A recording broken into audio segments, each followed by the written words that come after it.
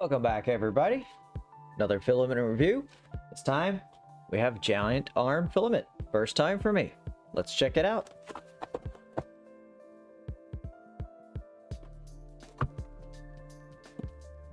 All right, first things first, GIANTARM 3D printing filament. You can contact them at facebook.com/pg/GIANTARM3D. Keep dry, keep away from heat. Okay. Flammable. We got on the top. PETG 1.75 millimeters, colors red. Printing temp 220 to 250 C, 1 kilogram. Same thing, red PETG for most 3D FDM printers. Made in China. Made in China. Let's see what's in the box. All right, we have a spool and a bag. Like a bag.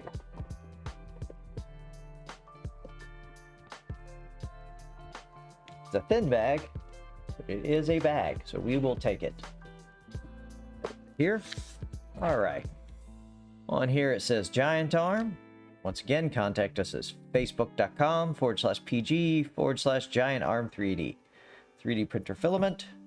PETG 220 to 250, 1 kilogram, 1.75 millimeters. Tolerance 0.03 millimeters. Length 325 millimeters, plus or minus 10 meters. No bubble, no clogging, no tangle. Well, it says it right there, so it must be true. What do we got on the back?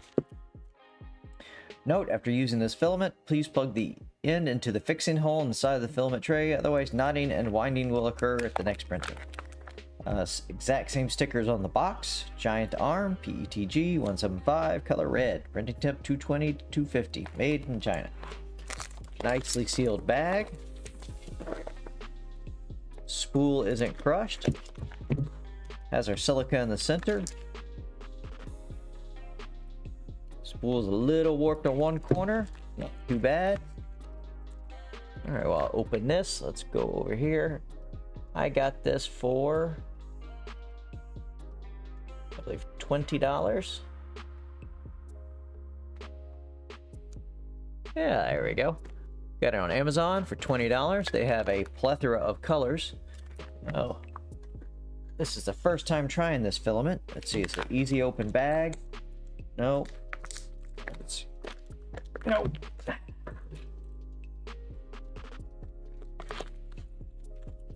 Go. Ooh, it's coming alive. Let's go back to this down camera. I can never find my own stuff because it's already on there. And I've got to move that controller closer so you don't have to look at the top of my head. All right.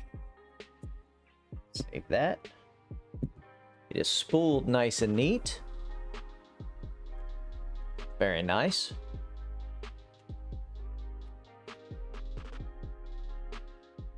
Smells very vinyl-y.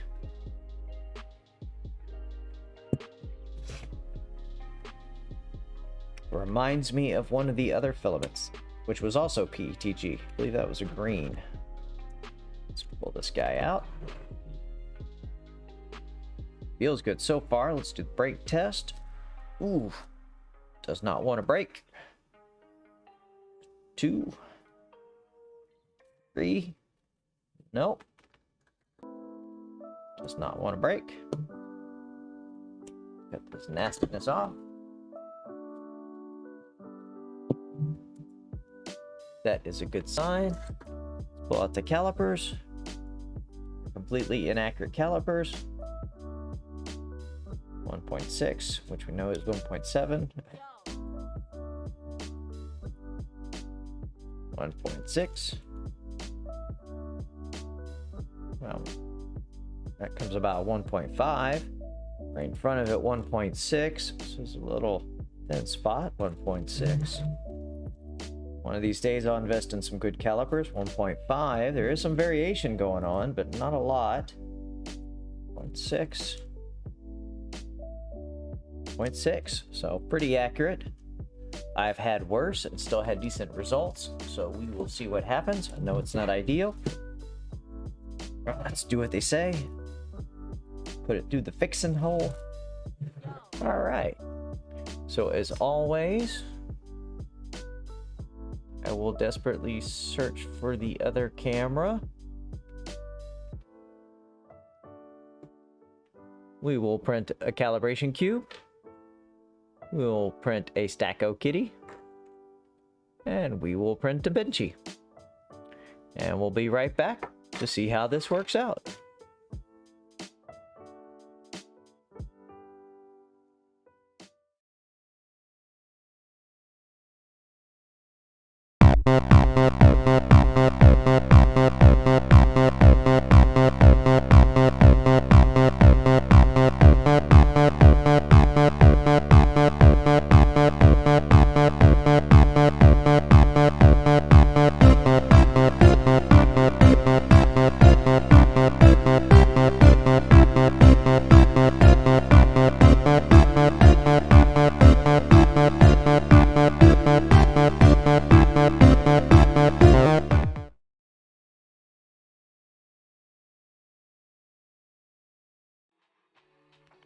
All right, we're back. Well, let's see how they turned out.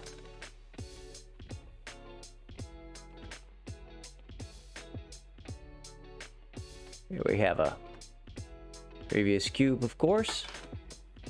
And here we have it. A little bit of elephant footing on it, but that's because I just played with the printer.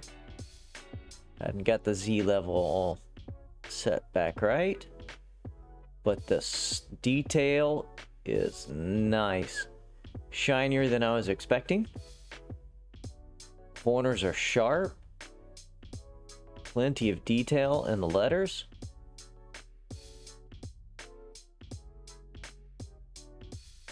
Printed at 250 with a 80 heat bed at 60 millimeters a second. Came out very nice.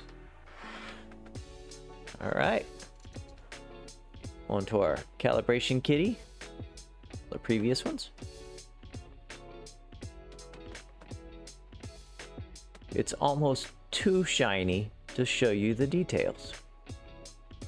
There's a 2 little hairs of string right here on the very end. It's a finished up. Underside of the tail looks really nice. Feet look awesome. Ears are sharp. Once again, super nice print. Really impressed. And of course, let's get over here to a Benchy. We all know and love. And once again, super nice. Couple spots of stringing in there, just barely. But everything looks awesome. Just looks nearly perfect. And in person, you really don't see as much of those print lines as you do on the camera. That's because it's so shiny. And what really surprised me is I'll probably never get this in focus. Oh god, you can't see it. But the printing on the, oh, maybe right there, the printing on the back probably came out some of the best I've ever had. You usually cannot read the print, the real fine print right there on the end of the boat, but super nice.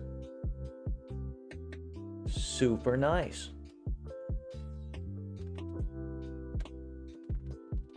So, once again, this is the GIANTARM Red PETG. I am thoroughly impressed. Wound nice. There we go. This is the one thing I have noticed. when I retracted this off the printer, we're gonna lose some. It tried to unwind quite a bit on me, almost tangled. But besides that, super impressed. I will most likely be buying this filament again. I need to try another color, but this is very, very nice.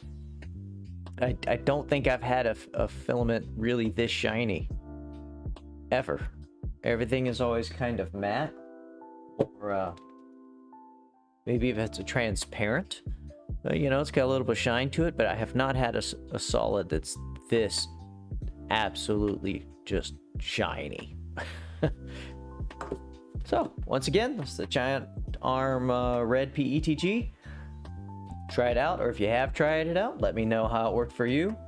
We'll get back to y'all with another filament review. I'll see y'all next time.